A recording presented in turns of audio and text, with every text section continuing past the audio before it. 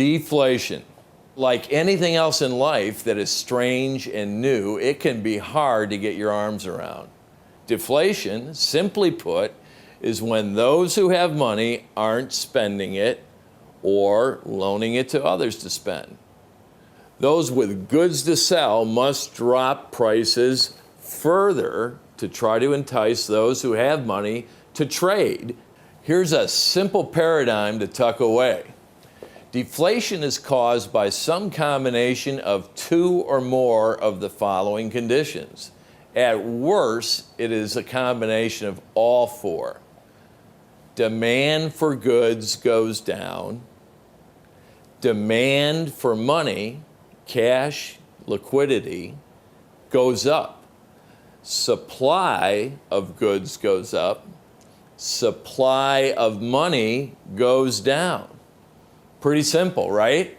But it's a safe bet that you have never experienced the worst kind of deflation. It has never happened in your lifetime in this country. Hold on to your seats. You are about to become familiar with it. Shalom Akim, this is Ariala. First off, I want to give all praise and glory to Yahweh, Ba'Shem Yahweh Shah. Once again, I want to give all praise and glory to Yahweh, Ba'Shem Yahweh Shah. I want to send double honor to the apostles and elders of Great Millstone. I want to send peace, love, and salutation to you, Akim, around the globe, preaching the word in sincerity and truth. And this will be another World War III algorithm. This one will be called the calm before the storm. As you can see here, I have an article pulled up.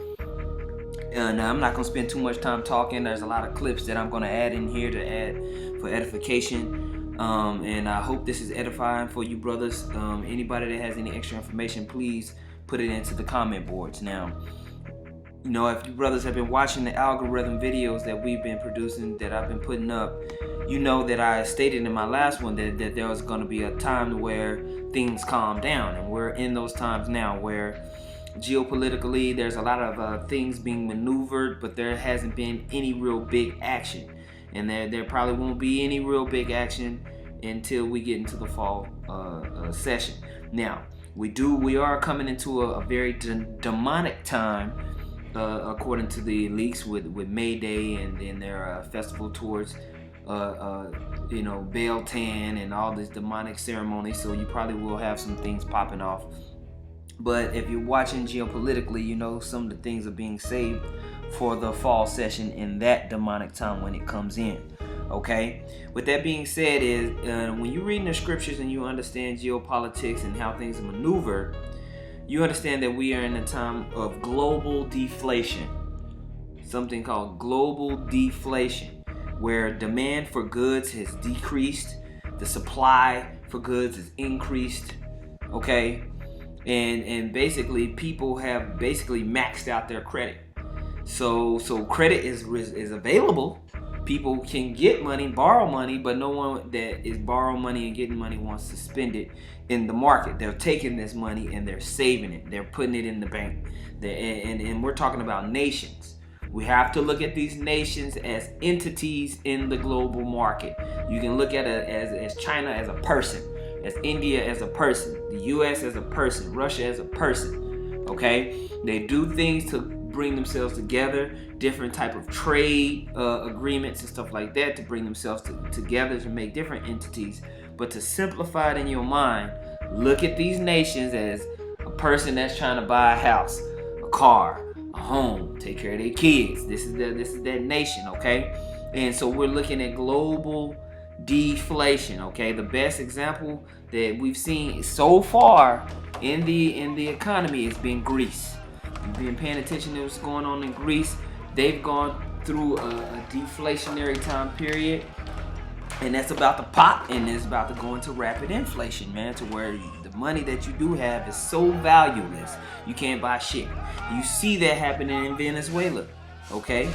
To where the oil had dropped and decreased. The commodities for oil dropped so much that the government of Venezuela could not afford to pay. Can't afford to pay off its own loans. It can't afford to buy imports and bring food in that it needs. Okay, so the whole value in this, so they have to devalue their currency to try to get people to outside of Venezuela to buy their goods, to buy their oil, you know. But nobody wants to buy anything because nothing is being produced because of the amount of debt that has been laid upon the whole global market. Okay, so I want to touch on these things. You're going to see a lot of clips, Lord willing, you brothers can see that, to bring in more information. And I'm just going to touch on a couple of scriptures to highlight it and show you how the scriptures are talking about this, okay? First, I want to get this article right here. This is themindunleashed.org. The title of this article is this the calm before the storm of 2016? This was written on March 14th, 2016. And let's just read it. I'm just going to read this first part just to kind of bring you in. It says, 2016 has continued as a pivotal point in human history. Many social commentators have been documenting the exponential rise in awareness and action that has been occurring across our planet, as well as the long-held concerns about the rising issues and risks that we now face as a natural collective called humanity. All of this has been accelerating as we move through the early part of the year. So a lot of more people are aware of the global elite. A lot more people are aware that the government is fucking them. A lot more people are aware that something bad is about to happen. Okay? To summarize the issues, 2016 has begun with the highest stock volatility we've seen for quite some time, which is of course a reflection of the underlying fragility and deflationary momentum of the global economy. So could the UK be close to joining a not-so-exclusive club of those countries struggling with deflation and, for the wrong reasons, principally low demand? Falling oil prices are dragging down consumer prices around the world, but for Japan, that's been compounded by decades of low growth. The Eurozone's recent negative inflation numbers have some asking whether it's heading the same way. Darren Sinden of Admiral Markets. We look at Japan, which has basically been the monetary policy, lab, if you like, for the last 15, 20 years. They've been dipping in and out of a deflationary environment with almost permanent QE and government stimulus, and they've still, not really been able to banish it. If it sets in, it's quite a frightening scenario. Further floods of people, both genuine refugees and radical extremists, washing over Europe and causing a divide between EU citizens, particularly because of the rising crime and violence in the region associated with this influx. The illegal wars of the Middle East escalate, and then at least de-escalate on the surface due to the ceasefire between the US, Russia, and other geopolitical players.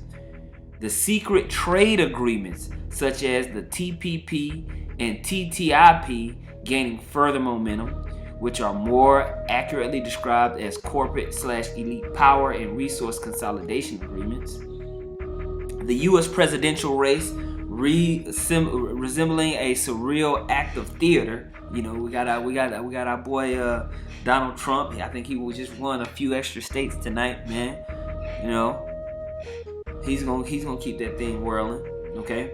And a period of relative calm regarding terrorist plots and false flag terrorism, causing many of us to be vigilantly watchful for the next inevitable event.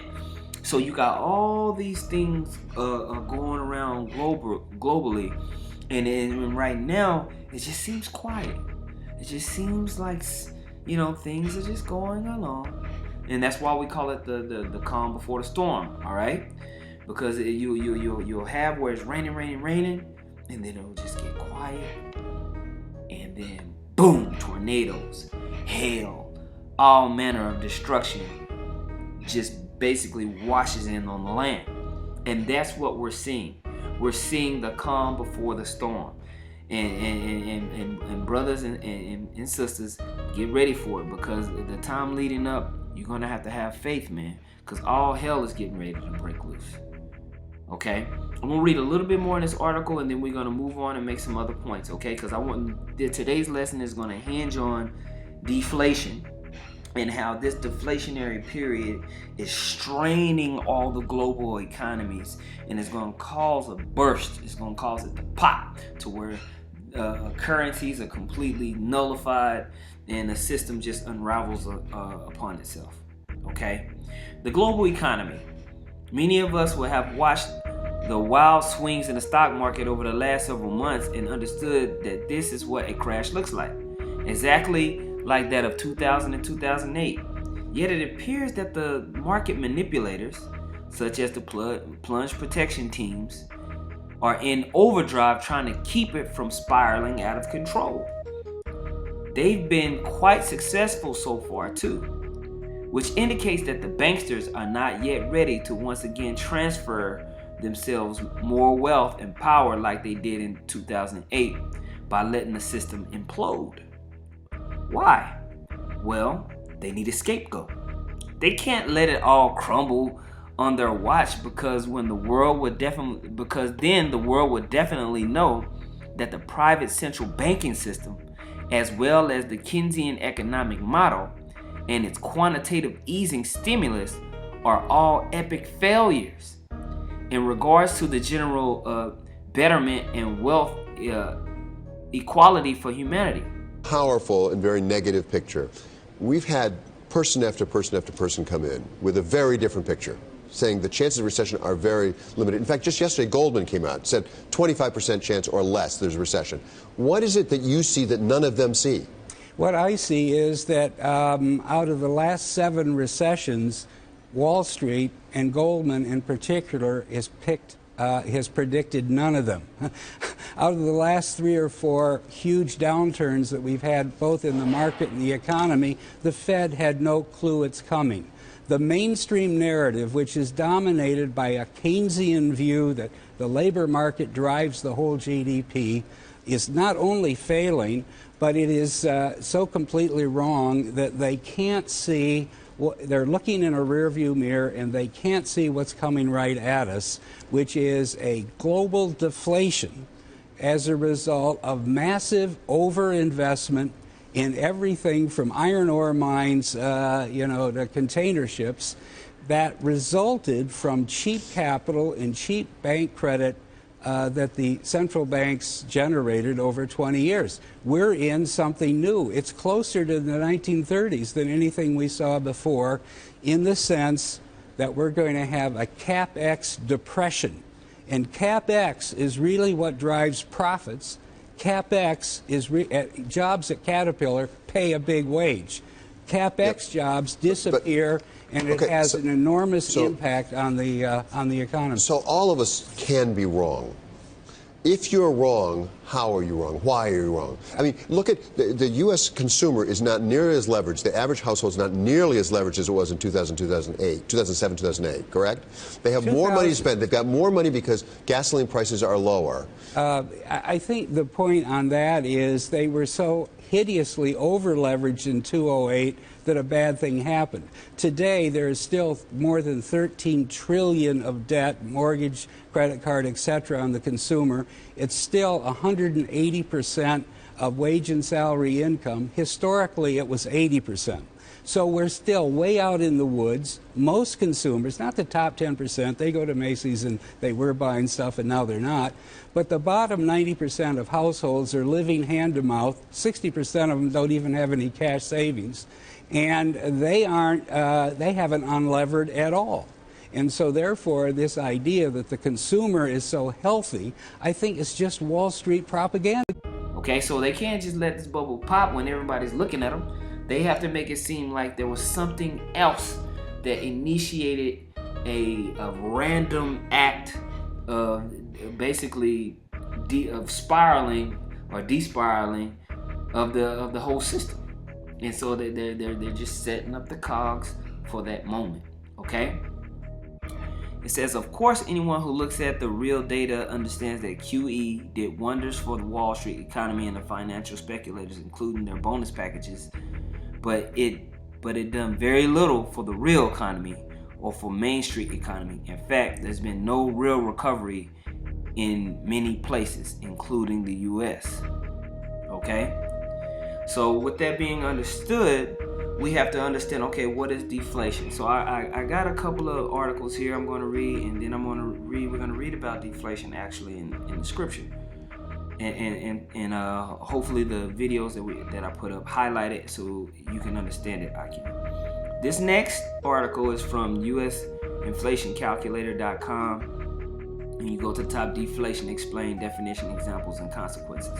You're gonna get the definition of deflation in one of the videos. So I'm gonna just go down to the consequences of deflation. It says, cheaper prices may seem like good news for consumers. Most economists, however, would disagree. Prolonged periods of deflation can result in a recession and can devastate an economy. So why do you get cheaper prices? Because, like, let's say you got this one nation selling wood to China. China is using that wood to make couches. Well, nobody's buying the fucking couches from China because everybody in the other nation is broke. They got too much debt to be buying couches. They gonna keep the broke ass couch that they got instead of buying a new couch from China. Well, China is gonna have a whole bunch of extra couches sitting in its warehouse. So in order to get rid of them couches, they're gonna decrease the price of the couch. So it's gonna incentivize people to buy them. And then not only is China gonna decrease the price of their couches, they're not gonna be buying as much wood from the nation that they buy the couches from. So what is that nation gonna do? Their nation is gonna decrease the price of their lumber to try to get China to buy more wood. So it becomes a spiraling effect. It happens to this place, so it happens to that place, okay? And you're seeing that happen globally. The commodities markets, wood, iron ore, grains, corn, just different things you can buy in the market are cheaper because of the demand is reduced because ain't nobody got no money. Does that make sense? Okay. It says if prices mark sustained deflationary levels that strike below the cost to produce goods and services, okay? So if prices mark sustained deflationary levels that strike below the cost to produce goods and services, economic turmoil can ensue with production cuts, payroll reductions, and layoffs. So if China has these sofas that they selling, they used to sell a sofa for $300, now they selling a sofa for $150, and the cost for making a sofa is $125. And you see how you're making way less profit? Okay, so if you're making way less profit, that means you're gonna pay your employees less so you can hold some type of profit so you can pay your bills. Not only are you gonna pay your employees less, you might start firing people and making one dude, instead of him doing 2 jobs, he gotta do 5 jobs. When the prices of goods and services go down, we have deflation. Lower prices may seem like a blessing, but deflation is actually a curse because it generates a vicious circle. If prices go down, the profits of businesses tend to go down with them, and the economy suffers. A lot of people therefore either lose their jobs or have to accept lower wages. And what do people do when they have less money? They consume less. What happens if people consume less? There's less demand for goods and services. And what's the consequence of reduced demand? You've guessed it, an even bigger deflation problem. But can't those who haven't lost their jobs or had a decrease in income spend more to compensate? Well, they could, but that's probably not going to happen. Why? For the simple reason that seeing your neighbor face financial difficulties makes you more pessimistic as well, and therefore, even those who haven't yet suffered income or job loss will become more cautious and consume less. There you have it. Vicious Circles 101. Okay? So it affects the whole market. It affects people getting paid, their wages, it affects unemployment. This deflation affects all that, and that's what you're seeing happen. Not just in China, you're seeing it happening globally. We're seeing it happen in the US. Okay? It says when sellers receive less money for their products, they are forced to cut costs. This can take the form of buying fewer materials, cutting back on jobs, or reducing payroll hours. Accordingly, those affected by these moves have less money to spend and make cost cuts of their own. So if you working at this factory that makes sofas and you making less money, you gonna have to cut costs at your crib. Ain't no more going out on Friday nights. Ain't no more traveling. You ain't buying so much over the holiday season. Okay? You ain't getting a new car. Okay? You ain't getting a new home. Okay? It says, further deflation can intensify debt by making it more expensive, cripple equity, and widen home foreclosures. Okay? So this is we're seeing the negative consequences of deflation consume the global economy right now. Okay? So things in the market are cheaper, but because of the amount of debt and usury that's been placed on all these nations, although things in the market are cheaper, everybody's suffering, man, because nobody's actually earning any true revenue to live off of. Okay? I want to get one more article just to kind of bolster what we're talking about. This is fact.zax.com, finance.zax.com. And the title of this article is, What is the Effect of Economic Deflation on Stocks and Bonds? By Linda Ray. Deflation is a fairly rare economic phenomenon in which the price of goods and services decreases over time. Okay?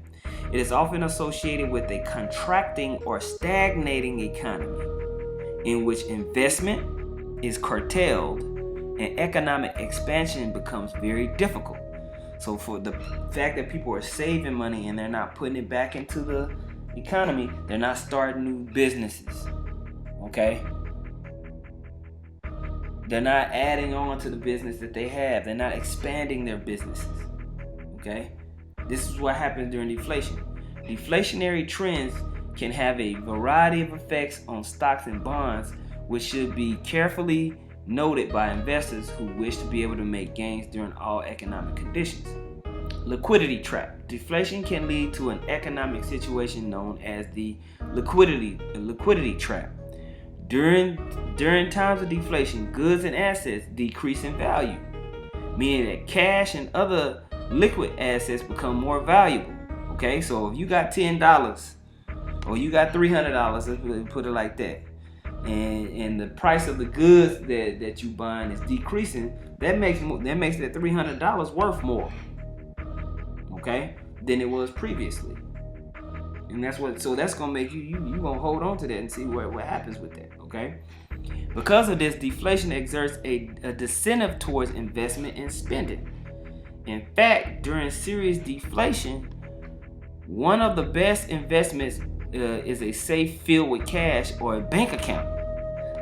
So the very nature of deflation discourages investment in the stock market, and decreased demand for stocks can have a negative effect on the value of stocks. Okay, so if you holding on to your money because there's so much of a big supply out there, you're not ready to go and spend your money.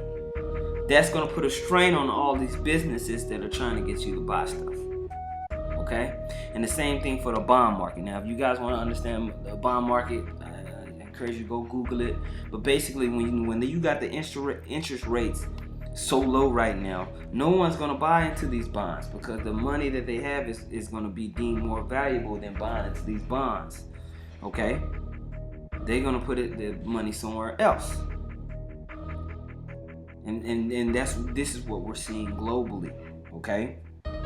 Like I said, you have a great example of the Greece and the pigs nations, how they've gone through the default on all their loans. And another good example is China, how China had to devalue their currency to make their goods cheaper, to incentivize people to buy their currency.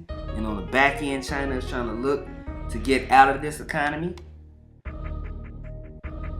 Okay, and the reason why all this is happening, the IMF is trying to set all this up, man. So when all these nations basically go bankrupt, they're gonna have to run to the International Monetary Fund. Okay, so let's get a couple of scriptures. Let's get 2nd Ezra. You brothers know the scripture, but we're gonna read it anyway. 2nd Ezra 16:21. It says, "Behold, victuals shall be so good cheap upon the earth." Deflation. You see that? This is deflation. Victuals shall be so good cheap upon the earth. You can go and buy stuff from all these different nations, man, for cheaper than what oil right now is cheap, okay? That they shall think themselves to be in good case. And even then shall evils grow upon the earth, sword, famine, and great confusion. And that's what's being set up, man. Behind the door, man, you got the elite setting things up. They want the confusion and great chaos to go out, man. And so when all hell breaks loose, when all these nations are fighting each other to try to vie for a position in the global market, to keep themselves stable, to feed their people, to feed themselves, the elite are going to rise out of, they think they're going to rise out of those ashes with their new world order to announce, okay? But I said that he would do a big helicopter drop. I didn't call it quantitative easing. I called it a helicopter drop because they didn't have the name quantitative easing yet. And he fulfilled that, he did that. And I said that there would be a big inflation or reflation of the markets, and that happened. Oil had dropped back to $40 a barrel, it's now over 100. The stock market, the Dow was below 7,000 points, I believe, and now it's up at 16,000. And then I said that there would then be a real deflation, a contraction of the currency supply. Our currency supply relies on all of you to borrow more into existence constantly, and it has to be a greater quantity being borrowed into existence than we're extinguishing by paying off debt. When you pay your credit card bill or your home mortgage, the dollars that you pay those with vanish. The bank gets them, it cancels out a debt, but in canceling out the debt, those dollars are no longer on the books. The dollars that you may pay in base money, but when they credit your account, they're crediting digital credit dollars that they invented when you signed your mortgage application or whatever. And so I believe that we are, we had the inflation followed by the threat of deflation, followed by a reflation, and now you are here. And there's going to be this big deflation, to which I said the central banks would probably overreact and print us either into a really big inflation or potentially a hyperinflation. That was my favored scenario, and the reason I think that deflation has to happen first is because looking throughout all of history, I can't find a single example where the masses, the population, gets rewarded for mass stupidity. It's usually the banks that end up winning, the big boys end up winning, and the average guy suffers at the expense of the banks. And if we went into with a societies all around the world being leveraged out, and our entire currency system on the planet being a credit system, not a money-based system, it's all based on credit. By the way, stop calling Canadian dollars or US dollars money. They are not money. Watch episode 1 of Hidden Secrets of Money. They're borrowed into existence. They are debt. Debt is not money. Debt does not retain its value. Thomas Jefferson once said that paper is poverty. It is the ghost of money and not money itself. And what we use today is fiat currency, national fiat currencies. They are the ghost of money and not money. Verse 22, it says, "For many of them that dwell upon the earth shall perish of famine, and the other that escape the hunger shall the sword destroy." And you're seeing a good example of this in Venezuela. Okay, the Venezuela don't even have enough money to bring in food for the people, man. You know, they have certain types of food or whatever. It's not like they just absolutely starving, but it's going to get worse and worse and worse, and we're going to see this spread globally to where these nations are not going to have any money in the bank to pay for imports, to bring in goods, to bring in the things necessary to sustain the country. Okay? And it's going to cause World War III riots like you see going on in Greece. All right? Because people are going to become disgruntled, man. Because you ain't going to be able to just lie all around the streets no more. That's why we call this the calm before the storm. All right? Because great peril is getting ready to happen to the planet Earth. Ecclesiastes chapter 12, and we're going to go to verse 4. Let's start at verse 3. In the day when the keepers of the house shall tremble, and the strong men shall bow themselves, and the grinders cease, because they are few. And those that look out of the windows be darkened. And the doors shall be shut in the streets when the sound of the grinding is low, and he shall rise up at the voice of the bird, and the daughters of music shall be brought low. And that's what's gonna happen, man. The grinding, the movement, man, the everyday hustle and bustle of what we understand is going to work in the morning. It's just the normal monotony of the day-to-day life that we live in. It's gonna be brought to naught, man. It's gonna be brought to a halt. Soon it's just gonna be people protesting. It's just gonna be people angry. It's gonna be people getting cattled into FEMA camps, man. All right. But first you'll have this deflationary kind of like no man's land, and then once that bubble pops, all they need is an event. Okay. Then all hell will break loose after that, and we're getting closer to that event. Okay. You got Greece that's supposed to be receiving another bailout here in July. You got Obama sending troops over into Syria, 250 special forces into Syria. You got Russia and China positioning themselves to fight war because they see what's happening in front of them. Okay? All these things are happening right before us, man, and it's a perfect powder keg in Yahweh Shem Yahweh's algorithm for the destruction of this wicked world, this wicked kingdom, man, this Edomite kingdom, man. Okay, so with the clips that I added in there, man, hopefully these scriptures come to life for you brothers, man, and you can see the process of basically heavy debt leading into a deflationary debt spiral, leading into a hyperinflationary turmoil that's going to happen on the planet Earth. Okay, with that, man, I want to once again give all praise and glory to Yahweh Shem Yahweh. I want to send double honors to the apostles and elders of Great Millstone. Peace, love, and salutations to you, Akim, out there kicking the word in sincerity and truth. Shalom. I was going to rip his heart out. I'm the best ever. I'm the most brutal and vicious and most ruthless champion there's ever been. There's no one that can match me. My style is impetuous. My defense is impregnable. And I'm just ferocious. I want your heart. I want to eat his children. Praise be to Yahweh, Ba'ashem, Yahweh Shai.